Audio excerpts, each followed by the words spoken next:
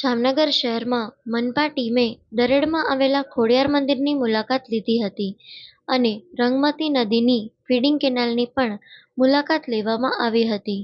આ દરમિયાન pre monsoon કામગીરીનું નિરીક્ષણ કરવામાં આવ્યું હતું. મનપા મેયર, સ્ટેન્ડિંગ કમિટી ચેરમેન સહિતના અધિકારીઓ અને પદાધિકારીઓ નિરીક્ષણ કરવા પહોંચ્યા હતા.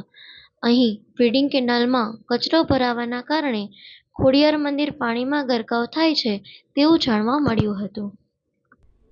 આજે જામનગર મહાનગરપાલિકાના પદાધિકારીઓ તેમજ અધિકારીઓની સાથે રાખી અને ખોડિયાર માતાજીના મંદિર પાસે જે પાણીની કેનાલ છે અને રંગમતી અને નાગમતીના જે પાણીનો પ્રવાહ હોય છે, ત્યારે જે ખોડિયાર માતાજીના મંદિર પાસે જે પાણી આવે છે એ પાણી ન ભરાય એના માટે અમે નિરીક્ષણ માટે આવ્યા છીએ અને કેનાલની સફાઈ સારી રીતે થાય એના માટે આજે અમે પદાધિકારીઓ અને નજીકમાં ચોમાસું આવી રહ્યું છે તો ચોમાસાને ધ્યાનમાં રાખીને અધિકારીઓને જે આપવાની સૂચના છે અમે આજે આપી દીધી છે.